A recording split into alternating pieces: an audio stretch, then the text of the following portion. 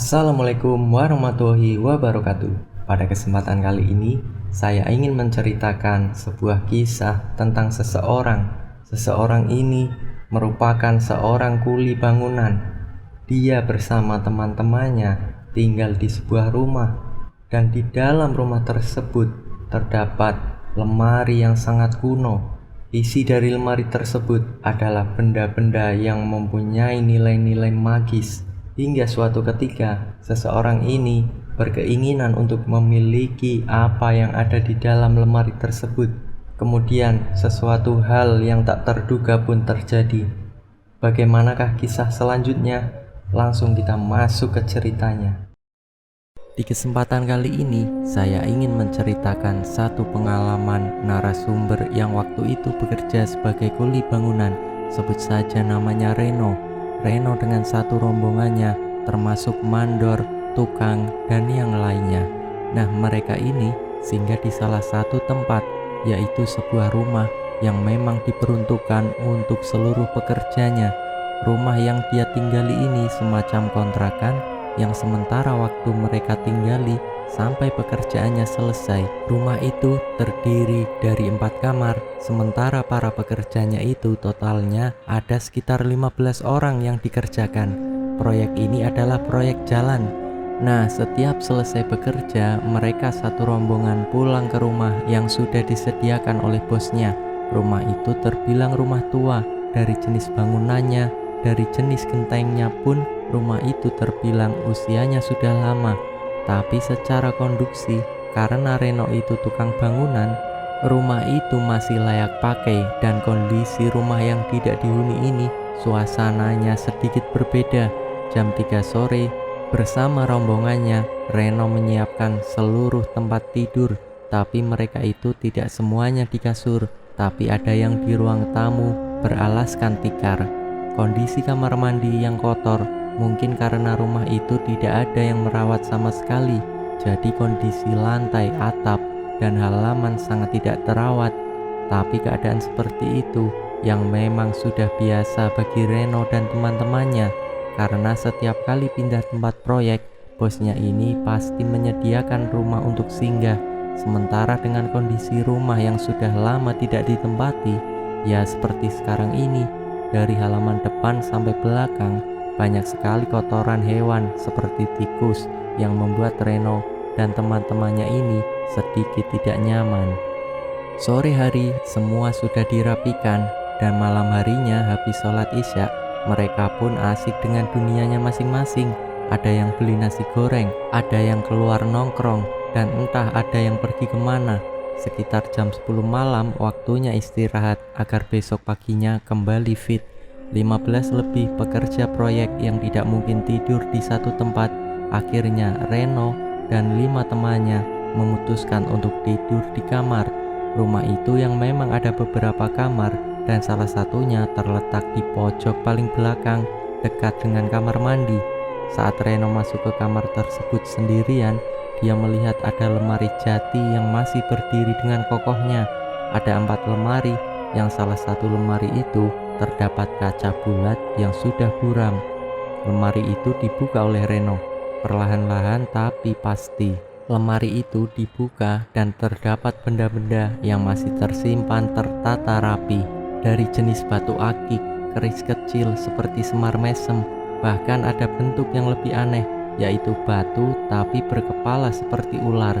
Tanpa diketahui teman-temannya, Reno semakin penasaran dengan isi lemari jati itu. Dari satu lemari ke lemari lain, sampai Reno membuka lemari yang berisi semacam alat-alat sesaji yang masih tertata rapi. Reno yang melihat alat itu beranggapan, apa jangan-jangan pemilik rumah ini dulunya pelaku spiritual atau praktisi? Karena barang-barang itu masih ada lemari yang masih tersusun dengan rapi. Sampai 10 hari, Reno dan rombongan ini singgah di rumah itu. Reno mengingat kalau ada salah satu lemari yang belum sempat Reno buka, yang terdapat di kamar belakang. Tanpa sepengetahuan teman-temannya, Reno masuk lagi ke kamar tersebut, dan lemari itu masih terkunci rapat.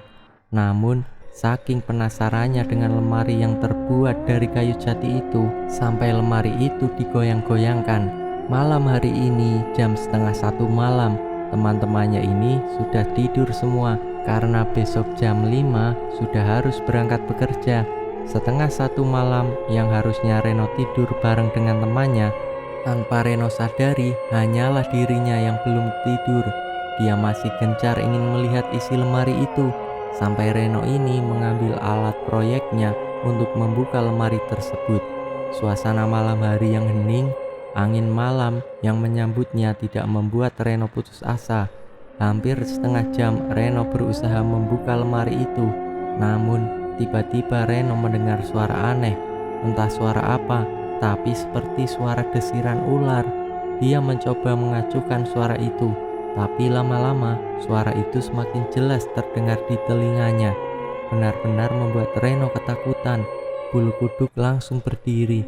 Tidak hanya suara seperti ular, tapi suara-suara aneh itu muncul juga di lemari yang paling pojok, di mana terdapat batu akik dan keris semar mesem.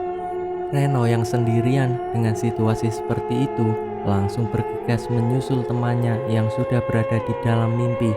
Dalam tidurnya, Reno didatangi sosok kakek tua dan berkata, "Tolong jaga barang-barangku yang ada di dalam lemari.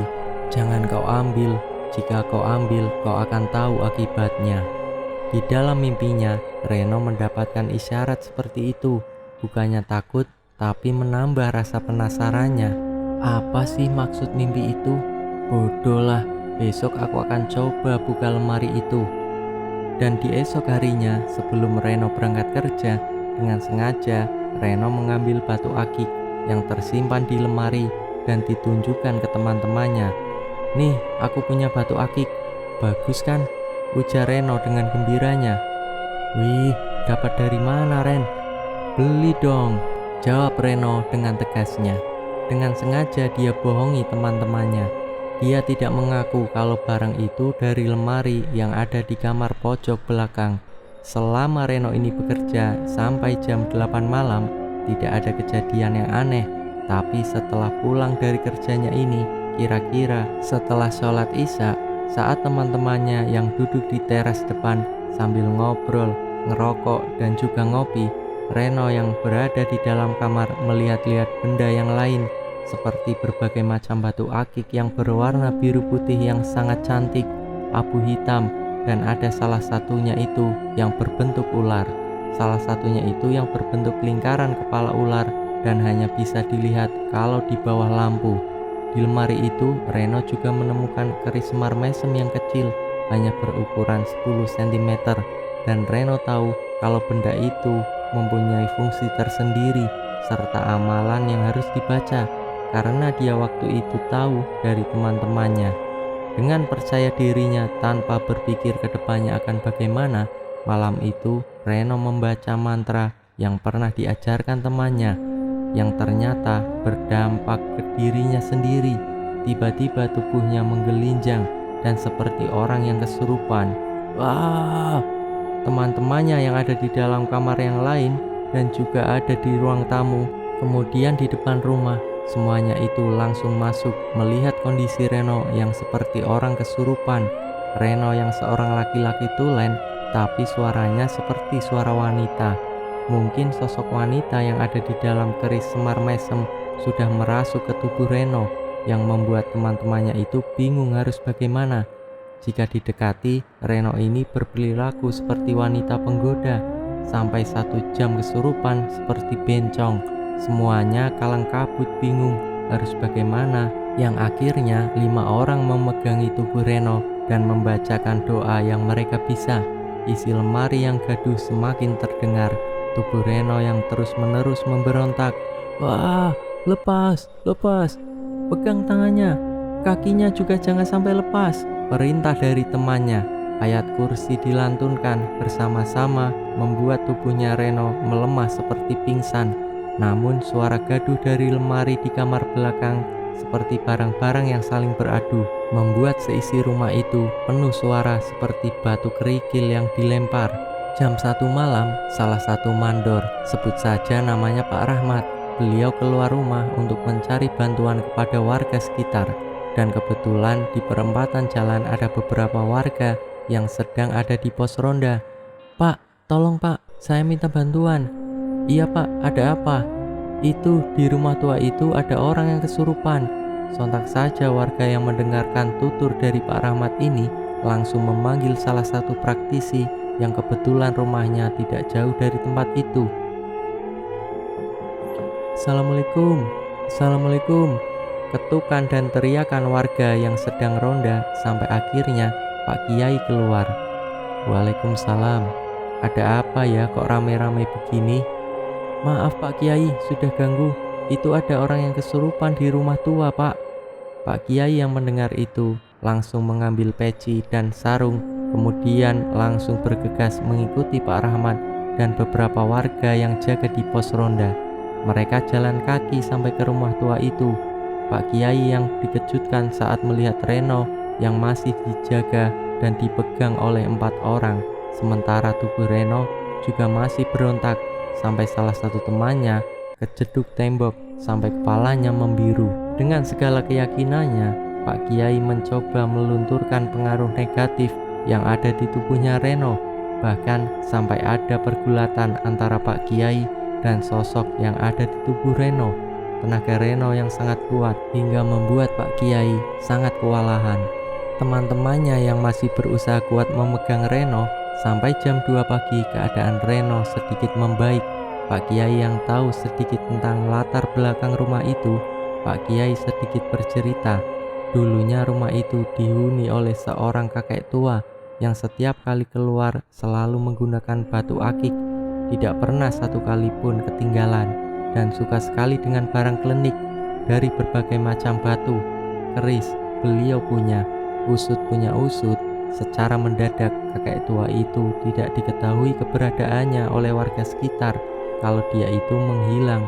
Tapi rumah itu sekarang dimiliki oleh salah satu anaknya. Anaknya itu lebih memilih ikut tinggal dengan istrinya, dan rumah ini memang tidak pernah dihuni, dan ini sudah sangat lama, hampir 20 tahun ditinggalkan. Ini pasti ada salah satu di antara kalian, ada yang mengambil barang milik kakek itu. Reno yang berada di depannya Pak Kiai, dia langsung tersadar dan mengakui perbuatannya, dan Reno pun diperintah Pak Kiai untuk mengembalikan keris dan batu akik. Saat menuju ke kamar di mana letak batu akik dan keris itu, Reno yang membuka lemari pertama sontak saja kaget. Isi lemari tadi yang tertata rapi sekarang sudah tidak berbentuk lagi. Jam 3 malam setelah Reno ingin memejamkan mata, sosok kakek tua yang ada di mimpi sebelumnya itu datang lagi dan memberikan isyarat ke Reno. "Jangan kau taruh sembarangan barang-barang itu, karena itu akan menyebabkan petaka untukmu dan juga teman-temanmu." Sosok kakek tua yang muncul secara tiba-tiba dengan bau kembang melati yang sangat menyeruak, raut wajah yang sangat menyeramkan, dengan pakaian adat Jawa serta belangkon yang dipakainya. Tatapannya muncul terlihat amarah dengan mata yang tajam. Reno tidak tahu apa yang dimaksud kakek itu, dan sama sekali tidak dihiraukan oleh Reno sampai terdengar azan subuh. Reno dan juga rombongan yang lain menunaikan sholat subuh berjamaah di musola, dan Reno pun menceritakan kejadian yang baru menimpanya. "Tadi sewaktu saya istirahat, saya mimpi sosok kakek tua itu sepertinya pemilik dari benda-benda itu. Dia mengatakan kalau saya naruhnya jangan sembarangan. Tapi saya bingung harus gimana. Rasanya tidak enak karena semuanya sudah berantakan." "Berantakan gimana?" "Ya berantakan, tidak seperti waktu saya itu pertama kali melihat. Di dalam lemari itu semuanya sudah berantakan, dan di dalam mimpi itu sosok kakek tua mengatakan ke saya, jangan sembarangan meletakkan benda-benda itu karena bisa menyebabkan bencana bagi kita semua." Nah, singkat ceritanya, setelah selesai sholat subuh, keluar musola, Reno bertemu dengan Pak Kiai dan mengatakan, "Pak Kiai, saya mendapatkan firasat di dalam mimpi itu. Saya jangan sembarangan meletakkan benda itu. Maksudnya bagaimana ya Pak Kiai? Saya pun kurang tahu tentang mimpi itu. Katanya saya jangan asal-asalan menaruh barang karena bisa melibatkan semua orang yang ada di rumah itu." Pak Kiai mendengar kata-kata itu semacam rambu-rambu atau kewaspadaan bagi penghuni rumah tua itu. Saat itu juga Pak Kiai menutup matanya seperti menerawang, mencoba berkomunikasi dengan sosok itu dan berkata, "Siapa saja yang ada di rumah itu, kalau bisa secepatnya kita kembalikan ke asal di mana barang itu diambil, karena jika tidak, bisa membuat para pekerja akan mengalami kesusahan dalam bentuk apapun itu. Dan yang lebih bahayanya, sosok di dalam benda atau benda-benda di kamar itu bisa merasuki seluruh orang yang ada di rumah itu." "Terus gimana solusinya?" tanya Reno. Kira-kira jam 5 setelah salat subuh itu selesai, Reno, Pak Kiai, dan rombongan yang lainnya berada di rumah tua itu, duduk dengan beralaskan tikar seadanya dan membaca beberapa doa yang dipimpin oleh Pak Kiai. "Tolong bantu saya, Pak Kiai. Saya harus menaruh di mana benda ini. Saya lupa letaknya di mana. Sementara keadaan benda yang ada di dalam lemari sudah sangat berantakan." "Insya Allah, saya akan bantu sebisanya, Nak Reno," kata Pak Kiai. Pak Kiai pun mencoba berkomunikasi dengan penunggu rumah itu. Tak butuh waktu lama, dari hasil komunikasinya itu, Pak Kiai pun menjelaskan, "Kalian sebaiknya pindah dari rumah ini, karena dikhawatirkan akan berdampak pada kalian semuanya." Esok harinya, mandor yang mendengar perkataan dari Pak Kiai langsung bergegas untuk pindah ke tempat yang lainnya. Walaupun hari itu belum menemukan tempat yang baru, semua pekerja sudah membawa segala barang bawaannya ke tempat mereka bekerja, karena di rumah tua itu, bagi siapapun yang sengaja mengganggu ketenangan di rumah itu akan mendapatkan gangguan, apalagi seperti Reno yang sudah mengusik benda-benda yang ada di dalam lemari. Kakek tua sang penunggu rumah itu tidak suka jika ada orang yang menempati rumah itu. Bahkan pengaruh negatif dari iblis dan jin yang sudah bersarang di rumah itu energinya sangat kuat. Bagi siapapun yang mendiami atau singgah di rumah itu, jika imannya tidak kuat akan mudah sekali kerasukan, bahkan akan berakibat fatal seperti meninggal dunia. Selesailah cerita ini. Semoga dari cerita ini kita bisa mengambil hikmah atas ceritanya. Akhir kata, wassalamualaikum warahmatullahi wabarakatuh.